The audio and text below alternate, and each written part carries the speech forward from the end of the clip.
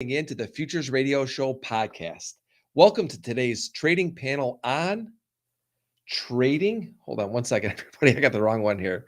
Welcome, everybody, to quick tips to get past your trading issues. And of course, because we have such a great trading panel with Morad, Askar, and Josh Shuler, we're going to talk a little bit about market profile because why not when you have two of the best in the biz to talk about that. This podcast is sponsored by EdgeClear. Diversify your trading business with EdgeQX. EdgeClear offers a fully automated and fully transparent quantitative trading program. EdgeClear is excited to offer to their members this new automated trading strategy with full transparency to you, the trader. Quant trading has never looked better. More details at edgeclear.com/EdgeQX. All right, let me bring in my boys. Sorry for that little bump on the intro. I was reading something. I put a note in there, and I wanted to get you guys in here before I talked about that note. And one of those things that we're going to talk about today, which I think is really important, is how to get past your trading issues. Why is it not showing you guys the full size screen here? I'll get that straightened out. But so Morad, one of the things that we want to discuss today is we're going to go over these tips to get past your trading issues. And I need to get you guys more full screen. I think this should fix it. There we go. And we put together a whole list of things, and you and I were talking about this before we even got here today. And we were saying, you know what? It's not just about getting past your issues. It's about what are some of these steps that you have to make.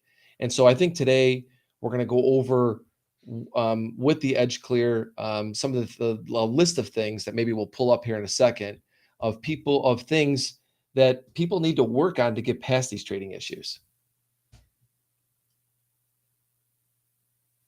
Morad is muted. We've had every technical issue possible. Sorry. Yeah, and that doesn't usually happen to me. Thanks for having me on. How do you want to do this? Should we kind of run through it one by one, or just what? I think this is what I was talking about. So the biggest thing that we all have to go through in our career is we have to get past our trading issues, right? Whether we have mental psychology issues, whether we have technical issues, and we all have to figure out how to get past some of these things. And we put together this list. And why don't you go over what we have here on this list? And we'll start talking about ways within the conversation to help people get past those trading issues. Yeah, I'd love to hear Josh's input on this, but what we're providing here, these 8 steps are bringing you back to the absolute basics. At the end of the day, it's all about process, right? Because as great as Josh is with market profile, as great as you are with the ultra bonds and whatever you're putting out there, whatever you're trading, it all boils down, greatness comes from process and a little bit of luck, or a lot of luck and a little bit of process, one or the other. And so the most important thing is just to establish a routine that you repeat. And the idea is it becomes, and I can't emphasize this enough, it just becomes second nature to see something, do something, keep your hands off, let the market play out what it's going to play out, record it, see something, do something. And that's really where greatness comes from. Greatness is not, when Michael Jordan takes a jump shot, he's not thinking, okay, I need to post up, I got to have my elbow tucked in. He's not doing any of that. He's just taking the shot. And that's, as traders, that's really the key thing we're aspiring to do. So you create a structure. Market profile is great for that. You create a structure, you create a process. Here's how I'm going to do my homework. It's great, by the way, to do a video of your homework process, even though nobody's going to watch it. Like Josh does these videos, these reviews on the weekends. I do a trader bite every morning. That's just process. Now, all we're waiting for is that cue from the market that says, oh, there it is. Now I execute. And then the next thing is to know and understand that you cannot control what happens next. So the first line here, establish and follow a very clear process. And I have to say, regrettably, that most traders fail at step number one. They're so caught up with finding indicators and who makes money and who doesn't, that they don't have an established process for themselves, as unique as the fit of your shoe after you break it in, a very unique process that you follow. But it can come from Josh, from me, from Deli, from Pax, from all these people. You can pick up bits and pieces here and there, but ultimately you have to make it your own. What do you think, Josh? Yeah, I would agree. I would suggest that the process is also informed by an understanding of just the whole market and auction process. And I mean, I don't know about you guys, but my findings have been in having conversations with developing traders that the ease of access to lots of great tools that are out there that seem to give insight in the vacuum of understanding this industry is a feedback loop that thwarts the process and thwarts getting the value out of it. Does that make sense? Yes. Yeah, it does. I see that all the time.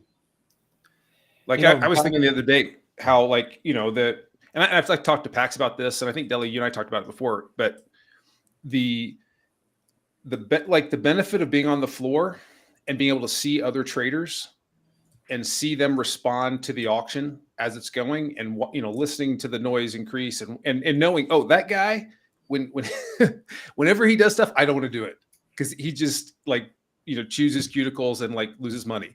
And that guy doesn't do anything until he waits, and then every time he goes in, everybody else follows him. That kind of stuff you could see, on the floor, or if you're, with a prop desk, with other guys in the room that you can lean on. But in the vacuum of the developing trader, it's really, really hard to suss out a process. Yeah, no doubt. I think that when you visually see how people conduct their trading business, you learn so much from it. And, one of the things I want to talk about is how you guys, you talk about this more, and it's really number one on there: establish and follow a very clear process. One of the things I admire about Josh, who I think is probably one of the most underfollowed people on Twitter, you guys should go and follow him right away because he's fantastic. I've had a chance to talk with him many times over the years. I love your work. And pretty much everybody that's come through your stuff always says to me, bring him back on more and more. They've learned so much because you do that first step. You establish and follow a very clear process. I guess when you, just because you have a process and you have something that's very, tactically, and, it works very well in terms of maybe, the way that you've set up your trading process, right? But you still are going to get into this position where you have to go in and execute it, right? Morad, you and I have done whole shows on execution, right? Mm-hmm. So everyone says just follow the process, right? How do you identify that you've created this clear process, and actually that's just what you should be following? Because I think that is such a difficult thing to understand as a trader, because some people will just blindly follow processes, but they don't really necessarily know if that process it works. So how do they? So they can't identify their issues as well, right? So how do you identify that you have put together a clear process that you really should just follow? I'll take a stab at that. I mean, that's a great question. It's hard. It is hard. It's that feedback of the vacuum is there, and the fact that we're pattern recognizing animals. So, it doesn't take long for you to spend much time with the markets to believe that you're seeing patterns that you could lean on, that becomes your process. Right? Like I was just corresponding with a guy yesterday. He's like, man, I've got a plan. I've got my execution. Like it's all in set. And he's sharing, thankful. I mean, he was very transparent in sharing, kind of what his process looks like. And I can look at it and go, wow, there is a whole bunch of stuff missing here. He's definitely discerned some patterns of behavior, but what he doesn't have is he doesn't have how much can I lean on that?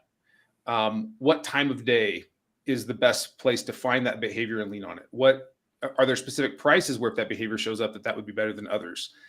That without a big data set of measured auction behavior, it's really hard to see as this is something that I can lean on that becomes my process versus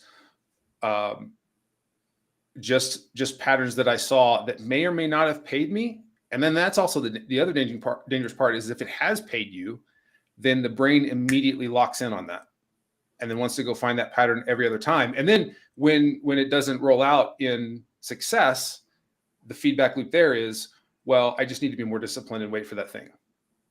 But that's leaning on the assumption that the thing that you're making decisions on has validity to begin with. Exactly. And it may not.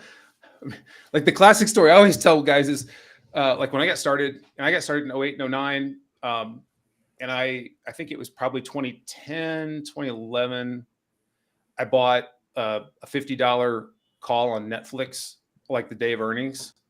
And the next day it was $1,200. And so like, what did I do? Like the next earnings, right? I didn't know which way it's going to go. So I'm going to buy a $50 call and put. And it was after I had lost $650 consistently, I started to go, hey, maybe I don't understand this. And what it was really is I didn't understand option pricing. Like I bought the one black swan and immediately logged in is like, well, that's all I got to do. And one of these is going to hit put or call. I just don't know which one. And, but didn't understand how options were priced and that the probability of getting anything on an out of the money put or call was like, 999s, whatever. So like, it's that kind of background and foundation that if that's not in place, the process gets really hard. And then when the other part that, we've seen is guys rush to go in and trading live, not understanding how that is impacting their brain and the way that they think. Because, it's like we talk to our team all the time. It's like getting paid for the trade that you should be getting paid for and not getting paid for the trade you shouldn't get paid for. Because if I get paid for a trade that had a poor process or wasn't according to the playbook, then that's going to reinforce doing the things that I shouldn't do just because of that dopamine off of that quick P&L. Yeah. So what you did there is you pulled off a Wall Street Bets long call. You hodled and you had diamond hands and got paid, and then you had paper hands for the rest of it. Let's just to bring it to the young ones here. But the question of what's my process? Is it really paying me? There's a quadrant that I create, and I think Thinking in Bets or somebody brought this up as a concept, is the following the process getting paid, following the process not getting paid. That's in the upper quadrant. Mm-hmm. Not following the process and getting paid, that's a very terrible spot to be. And that's very common for somebody who's new to trading, to not have or follow a process and still get paid. That's what happened with that Netflix trade. And then not following a process and not getting paid, that reinforces itself. We want to be in the upper quadrant where we follow a process, and whether we get paid or not on this next trade, it's hard to do, but it really isn't a concern. It's not a concern. It shouldn't be a concern. Let the market over a large enough set of samples eke out your edge. Most people spend a lot of time working out what their edge should be. I'm going to follow this guy, that guy, to try to gain their edge. There's so much edge out there, in my opinion, and we see people do it in a simulator all the time. If you're not just swinging 1,000 lots and playing around, if you're following a process, generally people make money, and then they take that exact same process and do it live, and they lose money. And so the problem is in between your ears. Generally, it's not really in the process. But the question that has to be asked is this: why should the market pay me? That's really the bottom line question for when it comes to process. Like, I'm going to take a long in the middle of a choppy day, in the middle of balance. Why should I get paid? You probably shouldn't. It could go up, it could go down. It's really random. There has to be some sort of an edge in the form of it's mispriced. It's either too expensive, it's too cheap, and that's where market profile, volume profiling does a great job of showing you where that might be in a specific time frame. So knowing or not knowing process is a trial and error exercise, but really you have to start there. I don't think you have a choice. Morad, that brings me to the next thing that I want to talk about, which I think, it fills right into where you're talking about here. And we go talking about organizing market information in a simple and consistent way as possible, minimize analysis in real time. This allows us, if we can achieve this, right, allows us to really be self-aware and understand what is really the issue, right? Because I think that one of the hardest things for traders, as we talk about this topic today, tips to get past your trading issues, is I don't know that they can truly identify. That's why I kind of started out like that with Josh, because I think that they do have too much going on, or they're blindly following something that they don't necessarily know how it works. So therefore, they are unable to analyze the situation and ask the question that I've always asked myself anytime something's gone wrong for me. Is it me? Is it the market environment? Or is it my strategy? And I usually can tell by looking at that, because if I saw something that I know I normally would make money on and I didn't, it's because of me. Is the market just chopping around a level and I'm trying to force it? Then maybe it's a combination of market environment and me. Or is my strategy just not working that well lately and I should just need to remove myself from this type of environment? But you only can do that if you have exactly what you said here in number 2, organize market information in as simple as consistent way as possible. But how do you do that? Maybe we'll go to Josh first. Okay. I mean, I'd give the shortcut, and this is so I don't think we had a chance to talk about this, but so I did about 167 30-minute one-on-one free consults between January and May, because just trying to figure out what people were thinking about coming out of the Davy day trader era. Which by the way, if you have not found the video watching his journey, the Wall Street Bets put that out. I really laughed at that. That was pretty funny. I mean, I feel bad and I don't feel bad. Like, it's great. But so for me, I think where that's the process starts is understanding there's 4 behaviors in an auction. You can even distill it down to 2, right? The auction at any point is either moving directionally or it's sideways. Call it, in auction theory, we call it imbalanced or balanced. You might say it directional versus sideways, or trending versus consolidating, but those are kind of the 2 key behaviors. You stop an auction at any point, that's what it's doing.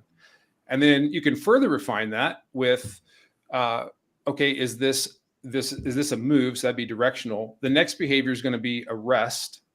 And then after that, when you're in a consolidation, then we're going to test out of that, and then maybe another directional move. So you have to know which move or behavior are you in contextually. And we talk a lot about context, and people say, hey, we got to understand the context, but nobody really articulates what context is. So the snap one for me is I always want to know where price is relative to 2 other key variables. So the first one is, where's the most traded price of the last week? And where's the most traded price of the last month?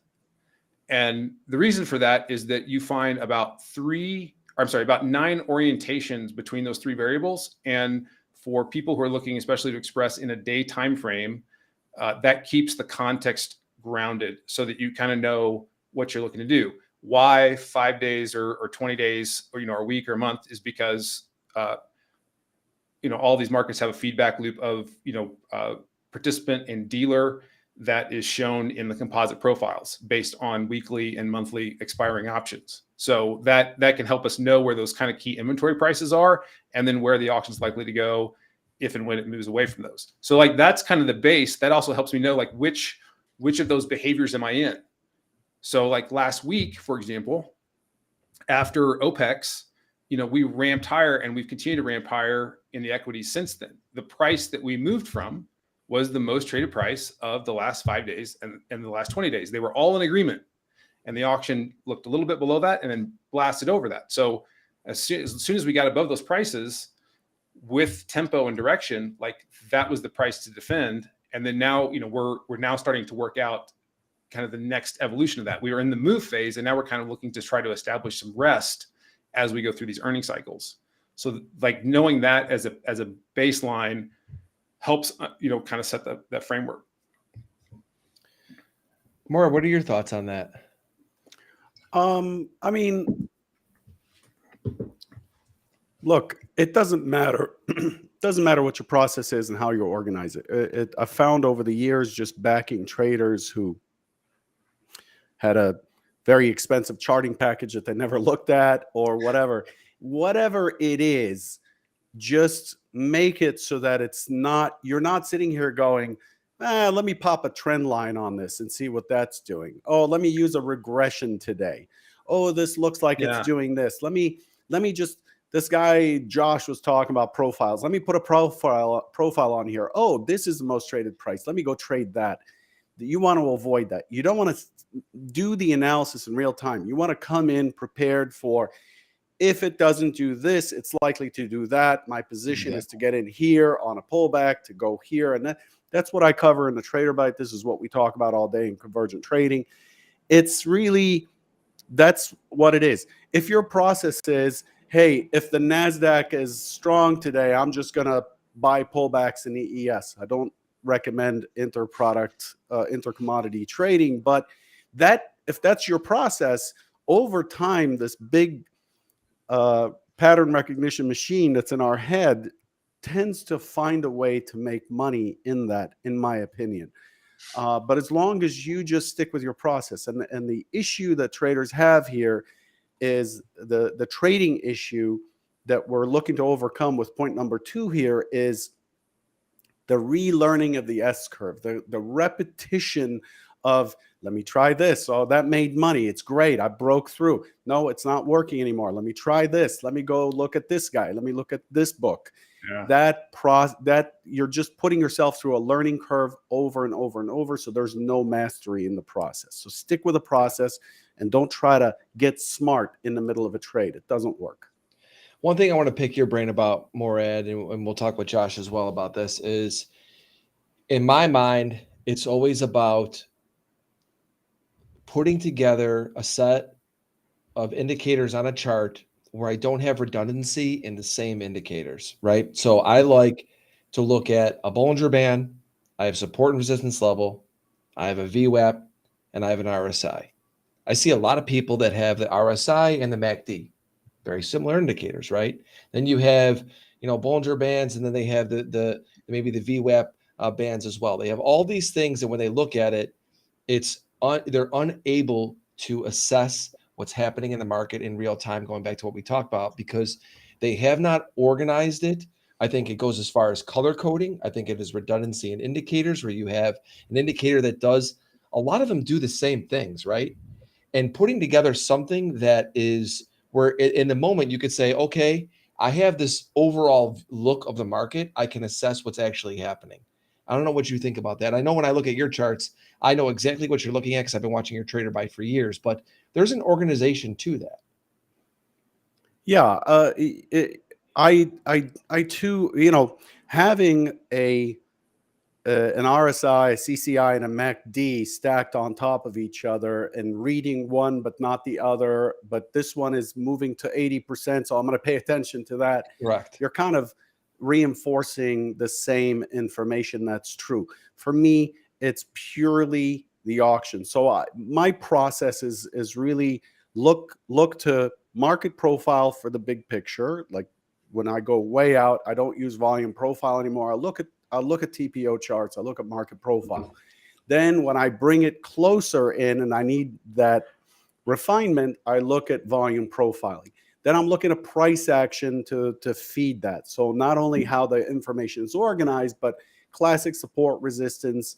We pushed through, we broke through, so resistance became support, blah, blah, blah, that sort of stuff.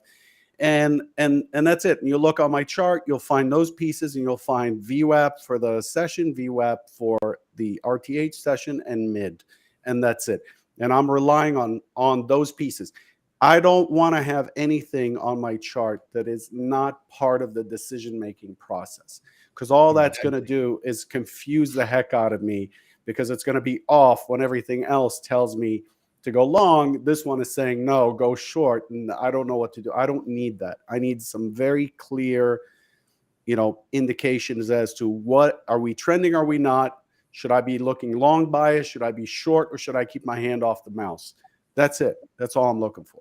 Yeah, pick a path and stick with it. That's how you're able to identify what your trading issues are, identifying the things that Morad's talking about. Let's go back to Josh about the auction, right? And some other things that you put in here, Morad.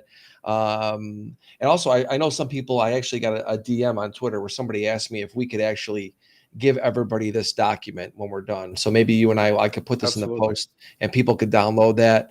And so thank you for asking that question. I think it's really good. So one of the things that you talk about in number 3 and 4 is a higher time frame chart to set your bias. You just talked about that in location, and then move to a lower time frame to find your spot and define risk. You know, Josh, I've looked at you and Morad over the years. You guys use the auction not just for intraday trading. You look at things on a much bigger scale, then you take it down. Talk to us about how maybe you could use the auction, use the market profile to help identify what's happening on the larger time frame and help you get better at executing on the shorter one. Yeah. So two key ideas around looking at organizing, market profile or volume profile. I'd love to have a debate at some point about whether time is more important than volume. I think I'll win, but I use both. I think the market profile allows us to see structure. The volume allows us to see the actual transaction. However, there's expectations of how the auction will behave. So we have a belief in how the auction will behave when it encounters prior inventory. So like a build out, a peak in the profile would be an area where we've found some fair value around it. And there are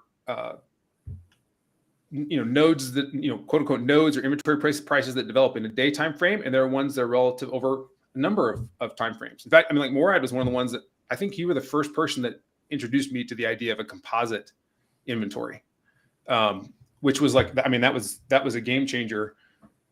Real quick, what is the composite inventory? I don't even know what that is. So thinking about when I talk about like a 5-day volume point of control, that's looking at, not just where's today's auction finding value, but where is it finding value relative to what's happened over, a period of time? Where have there been balancing ranges? Yeah, just like that. Got it. Yesterday's a perfect example of this. Yesterday, we moved from this big composite. We've been balancing, chopping back and forth. We break out 2 days ago away from the lower balance. And then what happens yesterday, we open at the low. There was no interest in selling at the open. I can't tell you how important that indication is, that there's no interest on the open to come back to where balance was here over the last few sessions, around 37.60 or so, 37.70. Market has no interest in going back there. So the only way is up now. And then as soon as it moves up, where does it go? Here's a few days worth of balance here, the 18th to like the 21st or something like that. And the point of control where Josh is talking about market having so much inventory at a price, that's what we call the point of control. That point of control was 38.75.50. Yesterday's high, where the market just stalled out, was 38.74.25. That's not a coincidence. It moved right into, hey, we loved this price a while ago. A bunch of stuff happened that caused us to price the market down. Now things are looking up. Where do we go? We go right back to where we were balancing. Where am I expecting the market to go next? If it breaks away from here, the next composite balance, the point of control, 39.49. This is simple. So this is market profile, looking at the bigger picture so that you can get context of what's actually happening. And the market is one time framing up. You can see each day has a higher low. This is a market that's trending up, and you want to continue to trade from that direction until the market is not able to trend up anymore.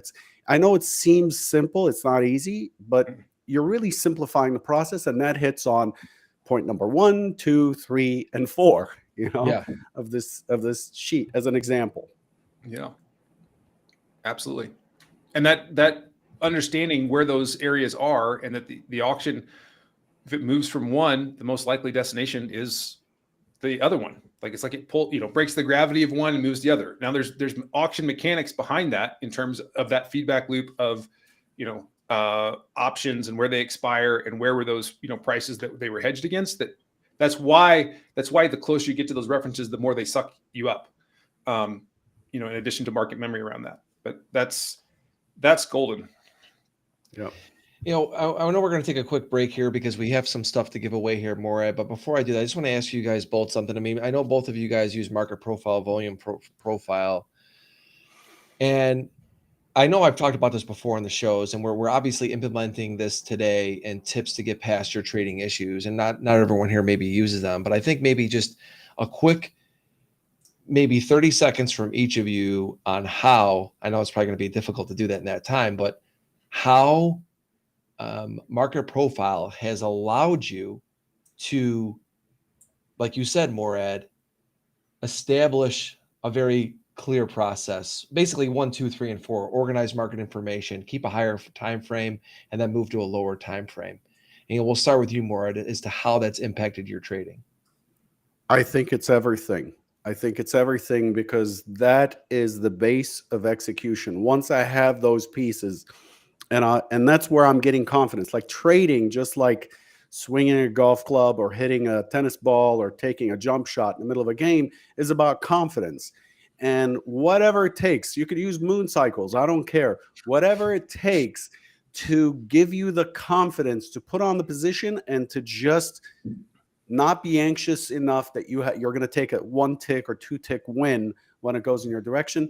That's what you should do. Now, I'm not advocating as on market profile or volume profile being the end all be all. I support you. If I was backing you as a prop trader, I'm going to support you in whatever method you use. You know, your Bollinger Bands plus your VWAP, whatever you're using, Deli. If you came along and said, hey, this is how I trade, this is how I feel confident, I'm going to say, cool, let's track it and make sure it has an edge, and let's put money behind it. It's that simple. So this is the process for me. Yep. Josh, same question to you.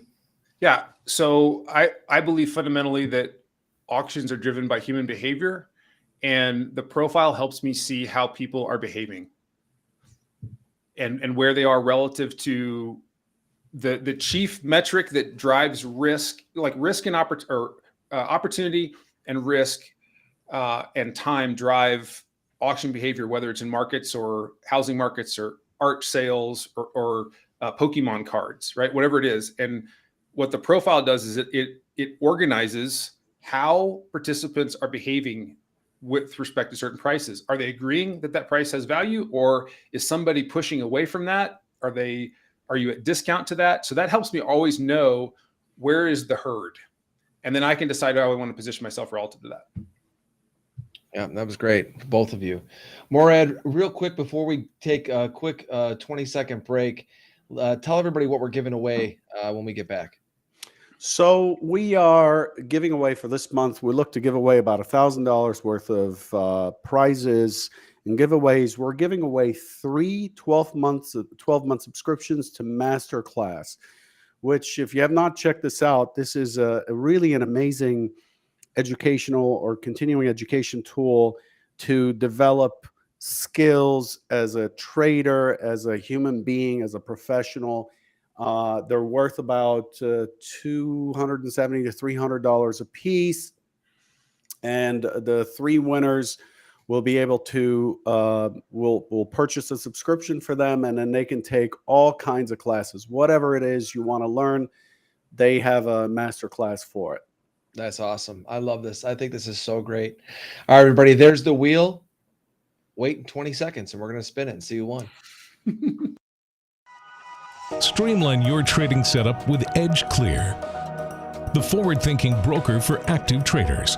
From our unbeatable service with an assigned broker to Edge Pro X, our robust and reliable trading platform, EdgeClear offers more than transparent fees and fair prices. Designed by traders for traders, we combine the best of technology, service, and risk control. Our dedicated brokers are here to help you grow. Join EdgeClear today and elevate your trading business.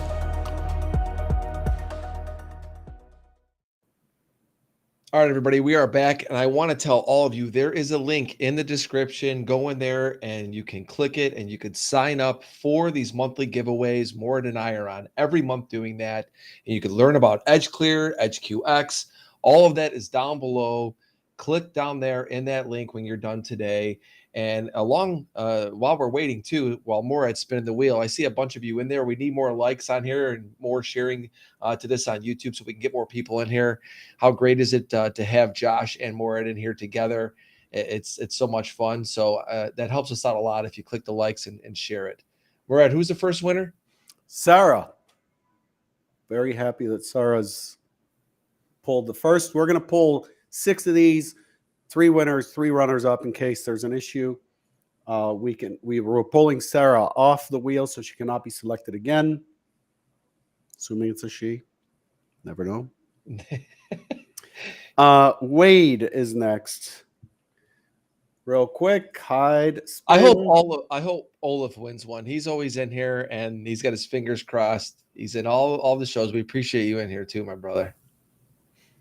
Maybe we'll need to create a special prize just for That's right. Just pay him something. He deserves it, man. Oh, we got Jingle in here. All right. So the 3 winners are Sarah, Wade, Jay White. Runners up, JMCLI.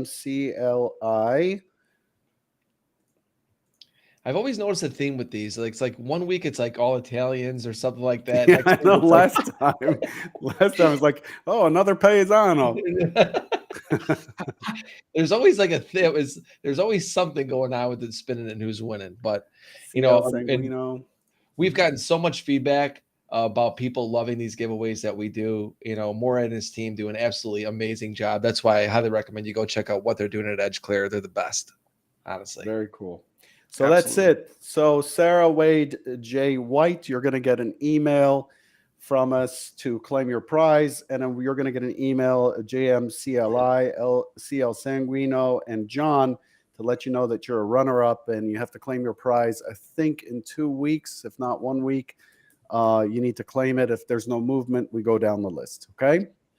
Awesome. Thank you, guys. Now, everybody keeps saying they want to know I know we're here to talk about getting past your trading issues, but I want to do a quick little thing on the 2 of you discussing what everyone wants to know. What is better, or what do you believe is the better tool? Because I don't think that one thing is better than other, but what do you think is the better tool, the market profile or the volume profile? We'll start with you, Morad. Which one would you prefer to use? If you could only use one, which one would you use? I wouldn't use one. To me, I came up as a market profiler. I used to actually do I'm going to sound really old. I'm not that old. I wasn't there with Peter Stadelmeier back in the 80s, but I used to do them by hand, just put X's and figure out what it's going to do before it does it. When does the value area move and things like that? So I have really done a lot with market profile, but then I noticed on my TT screen when we were using Xtrader Pro that they plotted the volume next to the DOM. You'd have prices, the ladder, the MD trader is what they used to call it. You'd have this volume, and while I'm using market profile, I noticed that intraday, when it moves to an area that has very little volume, there tends to be a quick reaction very often. And I was doing this in the DAX, Eurostoxx, Bund, S&P crude. And so I was like, what is that? So I started to apply market profile concepts to volume profile. Here's where I'm going to go with this. Market profile to me is great for organizing big information, like days and days or multi-days. It definitely is usable intraday. Many people do. But the volume profile to me is a tool for using shorter, for use in a shorter environment, because it tells me the actual price. Not that in that half-hour bracket it traded in this area. Generally, they're correlated. Volume and time are correlated. Mm-hmm. But I can see in a volume profile how much of something. It's kind of like if I jumped on the show and said, I've got 1,000 of these iPhone 14 Pro Maxes for $5, I'm going to get a lot of bids. So that's a price that's really interesting, but I'm going to pull those right away. And those bids will vanish. There's going to be no trading. And I'm going to keep trying these prices until I get to a price that makes sense for me as a seller. It makes sense to the buyer. And that's where transactions happen. So the volume profile shows you how much of price is accepted or not accepted. Whereas market profile shows here within a half-hour bracket, within a half-hour bar, here's kind of where the market was really interested and here's where the market was not. So I use market profiling to look at bigger things. It gets really clumsy to use volume profiling for, say, a year or a month. It requires a lot of processing. It requires a really amazing piece of software and data feed. So I go to market profile for that. But then when I go down to the day, I look at volume profiling. So I use both, and they're both hammers. One is to refine, and one is to sledgehammer through something. You know, they have their uses. Josh, we go to you. Yeah, amen. I mean, I just add to that. I would articulate that, you know, volume profile, I use that to set out the areas, the specific prices, the area of interest where I'm expecting a certain behavior. And I use market profile to discern the probability that that price may be in play on a given day. You know, even going back to Stoudemire's work on, you know, open types and day types.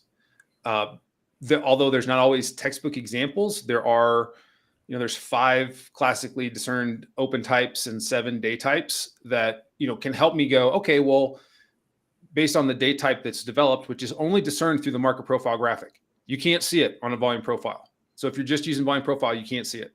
On a market profile, you can, and you can go, oh, well, here's the, you know, the likely, here's the way this is likely to play out now, given how the structure's formed, seen in the market profile graphic relative to those inventory prices that I saw in the volume profile. Excellent. Fantastic. Yeah, I mean, those are the two best reasons I've ever heard. I tell you what. Let's get back to the discussion at hand today, Morad. You know, and this is the thing that we all go through, right? We're all constantly looking at what can we do to get past our trading issues. We've gone through 1 through 4. Second half of the show, let's talk about make sure your R factor makes sense. This is a key element. We've been starting with you, Morad. Maybe we start with Josh on this one. Josh, talk to us about this. Yes. Okay. This is a pet peeve. I might go into a little bit of a foaming rant on this one. So a book, if you've not read this book, it needs to be on your shelf. So One Good Trade by Mike Bellafiore is excellent. And he articulates that, you know, and I'm paraphrasing, but, you know, you have a narrative of where the auction is going to go. And then you have a setup inside the narrative, and then a fight for price. And then that equals one good trade. Rinse and repeat. And I am finding over and over and over and over again a couple behaviors in developing traders or operating paradigms. So one is that opportunity for them represents a trigger. If you want to continue to struggle in markets and continue to have issues in markets, opportunity will be a trigger. And what I mean by that is, like, you found classically, it would have been like a moving average crossover, or, you know, you got an RSI reading that was too extreme. And so you thought, I need to take the fade off of that, but that doesn't say where we're going. It just says that I'm likely to have some kind of turn, but it doesn't say where to. And so when you're expressing it off of that, then what ends up happening is I hear guys say these arbitrary R values relative to some, you know, risks that they're going to put in there. Well, that opportunity may be 100 points, like in terms of the target, or it may be 10 points. You have no idea, so it's completely random. So I affirm the idea of having an R value that's a multiple of your risk, but setting the risk, at least for me, is always defined by the target first. So I'm identifying, based on what I'm seeing in the behavior of the auction, where do I believe this auction is going to go? What's the specific price that I'm targeting as my offset first? And then I'm going to look for a short time frame trigger that's going to help me minimize the risk and make sure that risk is a fraction of what that potential target is. And that makes sense. You know, R factors, just to define what that is, what we've done is talked about, you know, setting up your charts and your process, and then looking at the market in the bigger time frame, then cutting down to a shorter time frame to find what that battle point is that you're willing to engage in. I call that a trigger chart. I use order flow for that. R factor is the thing that comes right before execution, and R factor is simply describing how many times my risk am I looking to get paid on this particular trade.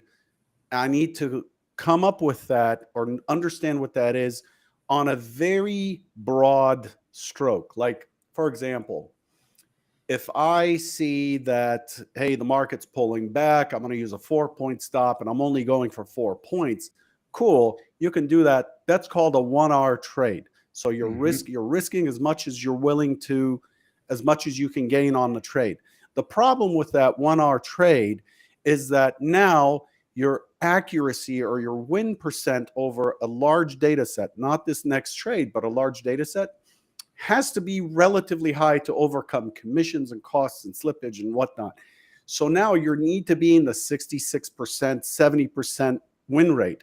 But if I was running a momentum type fund, if you look at CTAs or hedge funds, generally their win percent's like 35%, 30%, sometimes even 20%. But when they catch the breakout in the trend, they're holding it for 50R, 100R, whatever. They're investing over 9 years, from the last low at 666 in the S&P, So their R factor makes sense. They don't need to be that accurate, and they don't have to have a win rate. For us day traders, we have to ask ourselves, what is my target that I'm looking for versus my entry versus my stop? We have to do that quick computation. And it doesn't mean that I'm only going to take 3-hour trades and therefore this and that. You really have to at some point discuss with yourself and have in your plan that I can't risk 20 points when my target, because I'm late to this move, is 5 points away. Because now you need to be correct 92% of the time to see any money by the end of the month. So R factor, in my opinion, and in my experience and documenting trading performance, R factor is probably the lowest hanging fruit in terms of a tip to improve your performance and get over your hangups. Is to basically say, this trade is not good enough. Why? Because I'm risking 2 points to make a point. Let me not do that. And you'll be shocked at the number of people who will do that. They're like, just a quick, I'm just going to catch a quick 4 ticks, And now it's 20 ticks against you. Yeah, but the market could drop 20 points because it's got no structure to help it. So R factor is important because that's an area that you can tweak, where you can, what it does in essence is it filters out garbage trades. That's what it does. You're basically saying, look, I'm going to risk 6 points because it's kind of shifting out of bounds here. My target is 30 points away. I'm risking 6 points. That's a 5-hour trade. I'm going to get in there. I'm going to scale out. That's going to reduce my R factor. But in general, I'm going to be better than a 1R, and I don't need to be that accurate on this trade. So like Delio often says, trading entries are kind of in a zone. You can't be that accurate with your entry. You can't just put an entry on a line and say, that's it. You have to trade in a zone in real life. And that's what this comment is about. So the worst way to impact your performance is to have a poor R factor, to go for 4 points and risk 4 points, go for 2 points and risk 2 points. It's not a sustainable game. You need to get 1.5 R or better, at least, I would say.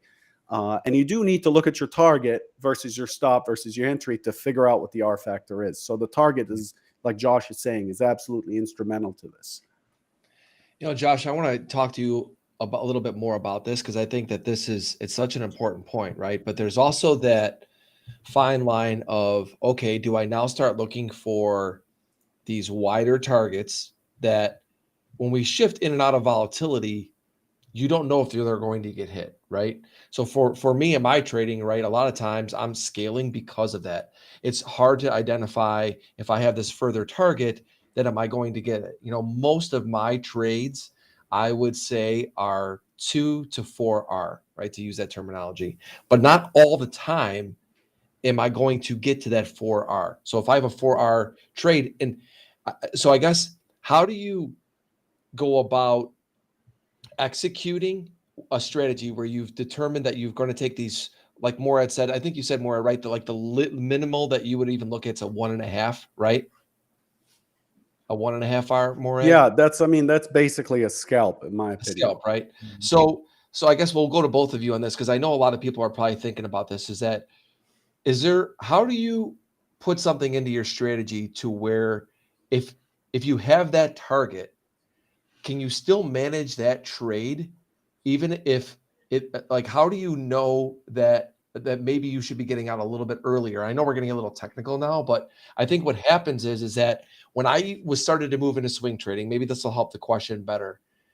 I had these wider targets, and I'd be sitting there watching it going, it ain't gonna get there. Right? You're going, man, it seems so far. So now what I'm doing is I adjust my stop to that target, and now all of a sudden I'm really always taking 1R, right? Because I've now overshot on the way that I'm managing this. Does this make sense? So how do you still keep this within your realm and be a good executor by expanding that to a 1.5R or greater? Yeah. Well, I can tell you what's been helpful for me. I think it's been helpful for guys on our development desk is, so playbooking your trades, and a playbook trade is a 4-question trade. So whatever that trade is, if you go back and look at it, we would ask 4 questions of it. First was, what was the opportunity that you saw? Meaning, like, what was the destination that you believed had a reasonable chance? You could articulate a rational hypothesis of why we should go to that price. So like this morning, trading to 38.57 ES. That was a playbook trade for us called prior value test. It's built on the fact that we opened inside of the prior day's range. That was the most traded price from yesterday. It was balanced. So that becomes the key target, right? So there's other criteria around that, but the first is the opportunity, where I believe the auction is going to go. The second would be, what am I going to risk for that? Third is, how should it behave once I enter?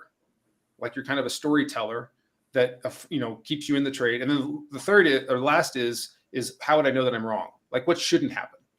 And then having journaling all of your trades relative to those playbooks setups, and being able to go back and look and see, how are you executing on those R factors? Now, I'm an intraday swing trader. I'm typically looking for 25% of the available range. So I'm not a scalper.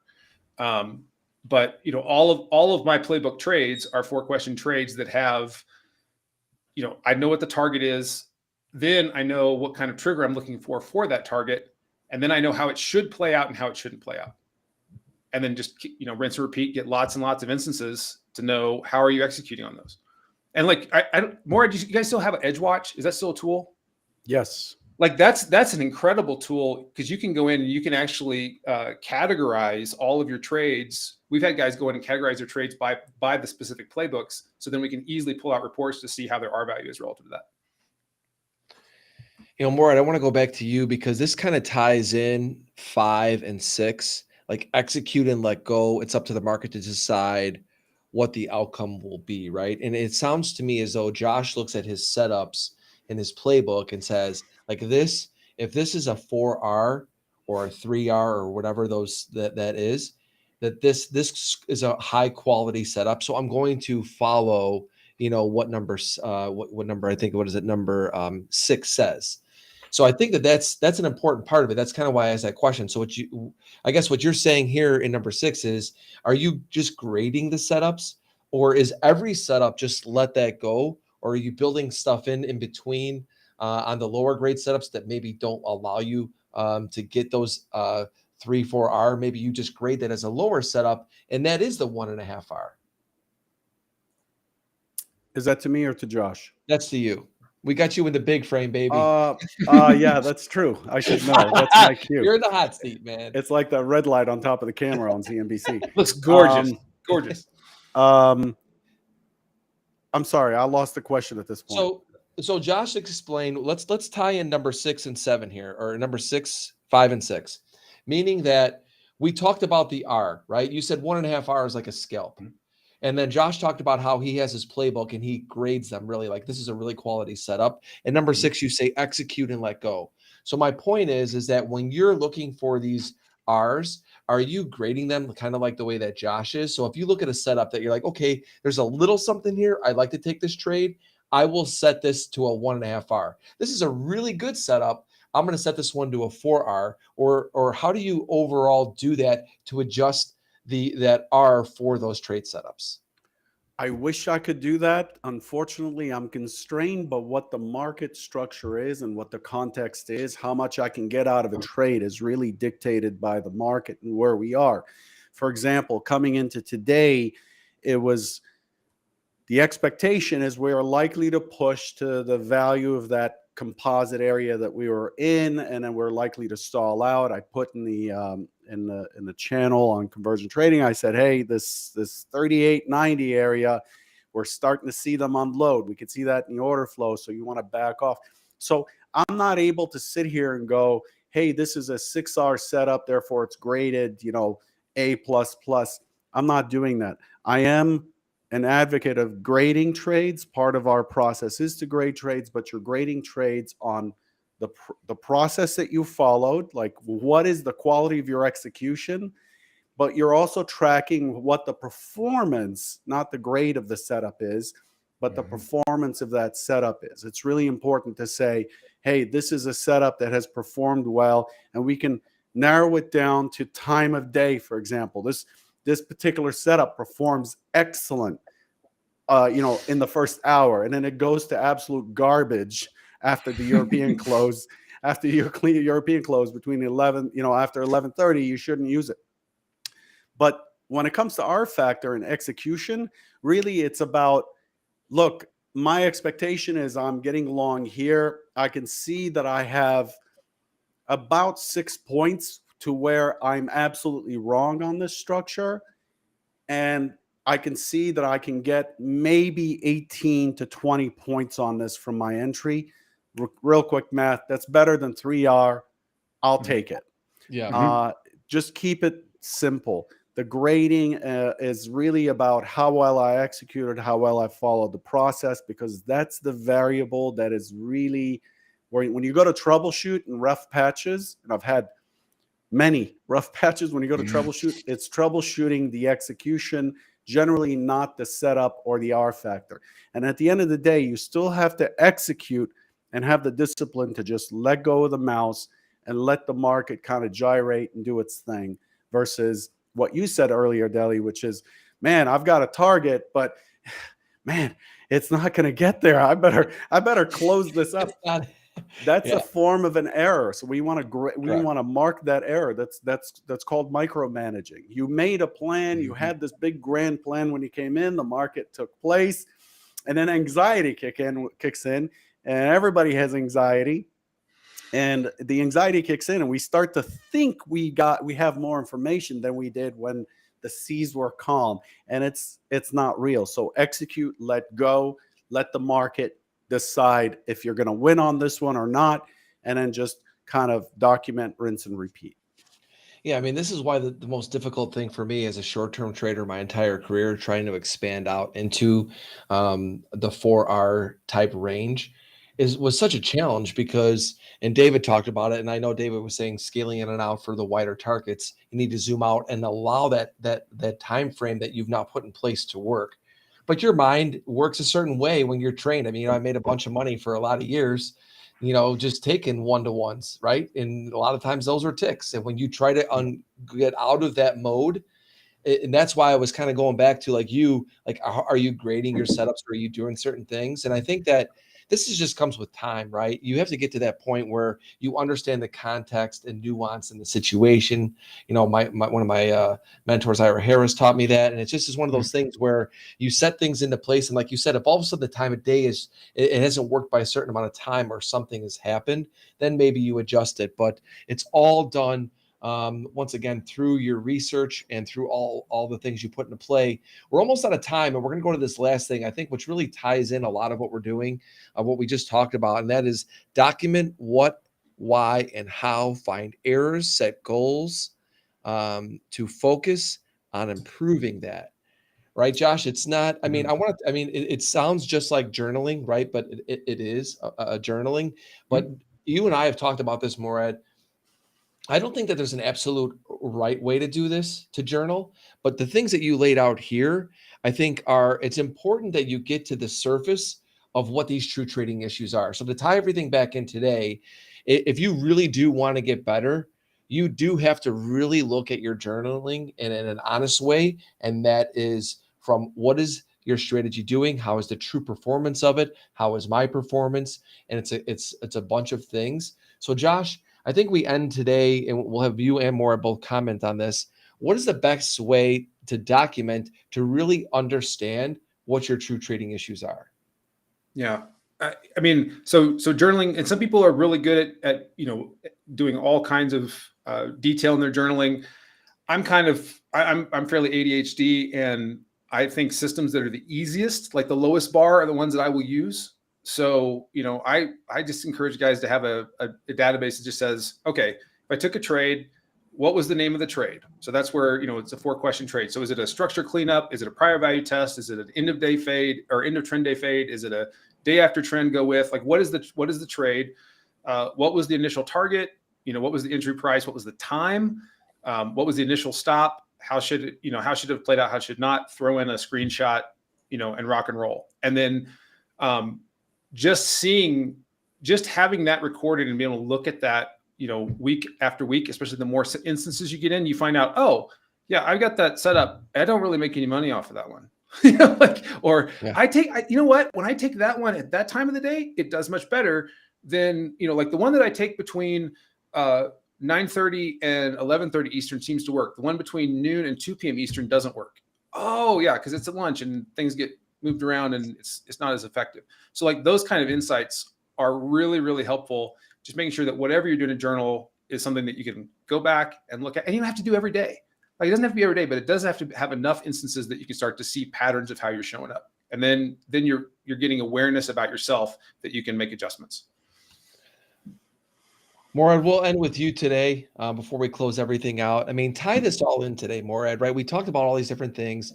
Everybody, just so you know, I will have this document on the post. If you go to anthonycrudele.com, there will be a link in the YouTube that takes you there for you to go and download it.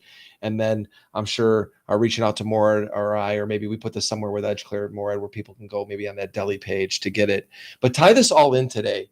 Let's tie this in and say, we talked about all these things, but without true documentation on what is really happening with our issues, we cannot fix anything. And then we repeat this whole cycle over. Yeah. So the biggest problem I've seen in the last 15 years or so that I've been out in the public versus tucked away in a prop shop is, first, it's very difficult to get a process, like Josh said, where there's such information overload in the industry. Really, it's simple. Make it as simple as possible. Market profiling is a great way to go. Using unrelated indicators like Deli said is a good way to go. Whatever it is, it doesn't really matter. There are a billion ways to trade. So this is an important piece. Next, we just need to keep our information organized so we can keep our mind on what we need to do versus doing the analysis while we're in the middle of trading. We don't want to start analyzing what's likely to happen while the market has just opened and we're looking to engage. In addition to that, it's like, keep the big picture in mind when you're executing in the short term. Look big, execute small, then manage big. Go back to the bigger picture so you can keep, use that trend line or whatever got you into the trade on a bigger picture to stay in there. Then the next thing is make sure you're sizing your trade properly. Like, don't go for 2 ticks with a 20-point stop. That's not survivable, and that's where the R factor thing is brought in. Execution is the make or break of this whole thing.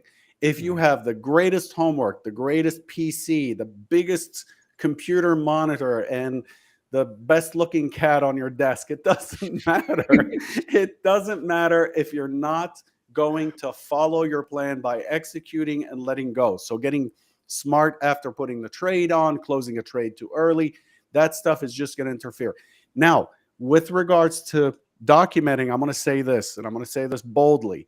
If you're not keeping at a minimum a trade log that at least you have an ABC grade or 1, 2, 3 grade or something, or some sort of a journal, and I'm not talking about a long narrative journal.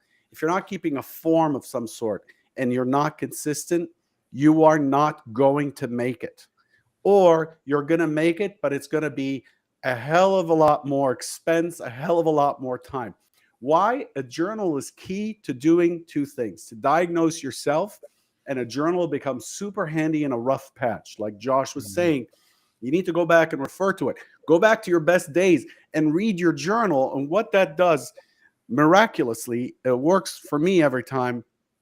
It brings you back in a zone. It helps you remember how things flowed and what you focused on and what the important pieces are. It brings you back. A journal seems boring and ineffective. Oh, I'm making notes. Oh, who cares? Where it becomes really effective is when you have to go back and search through the document for missed entry or FOMO trade. And you could see how many times you've done that. Or to go back and align with yourself with your best days. This is where a journal shines in terms of a tool set. And then just repeat this process. We'll definitely make this document available to you. We'll post it. Hopefully you've gained at least one or two things here from Josh or Deli or I today to help get more serious and more process oriented with your trading today. That's really a key element. Yeah, it's everything, everybody. I mean, when we went over with everything on this list today and how we brought it back full circle, you understand about really how to put this together and start working for you. And I can't thank Josh and Morad enough for coming together on this show and talking some market profile, some volume profile. We know how much everybody loves that, and we integrated that into the conversation. And you listen to two of the best in the business on that. I said earlier in the show, Josh needs more followers on Twitter because he's so great. And I know that he's somebody out there who's honest. He does this, and he's just an all-around good dude. So I think you definitely want to go and follow him. And make sure you click on that link to participate in these giveaways that Morad and his team are doing each and every month. And so when you come back on the show next month when we're back on together, you have a chance to win. And I'm hoping we could do something for Olaf. Come on, Morad. We got to figure something out. Olaf, you're the guy. You're in here every week with me. We got to figure out something for you. You're a great guy. You're always commenting. And for everybody out there, if you start coming in and commenting more and more, it helps us grow the show. It helps us bring in great guests like Josh. Morad and I truly appreciate it. And you definitely need to go, like I said, click that link and go check out more of what they got going on at Edge Clear. And that does it for today, everybody. Great conversation. Everybody, thank you so much for putting all of your comments in and dealing with my little bumpy start. Morad and I never have technical issues, but we've got some new software. You saw me playing around with this today. Hopefully you guys like the new look of the show, because we're always here to make it better for you guys, because that's in the end, that's what it's matters. Sexy. It's almost on the quality of both of your hair types. Yeah, I know. Okay. I mean, we look good today, man. Me and Morad. You guys looking good, man. Looking good, man. All right. Well, one of these days we'll actually manage to hold a show to 1 hour. It seems like we always go way over. I know. Well, I was hoping that we would be on Halloween this year, Morad, where I was going to wear like a bald thing and you would wear like and I'll wear a deli do. That would be fun. That would have been great. Amazing. Well, everybody, once again, you guys are the reason that we have the show on every week. Thank you again. Like, subscribe, follow everybody on Twitter. We will see you for this group with the Edge Clear group in a month. Of course, I'll be on podcasting more pretty much every day these days. So see you guys, everybody. Peace.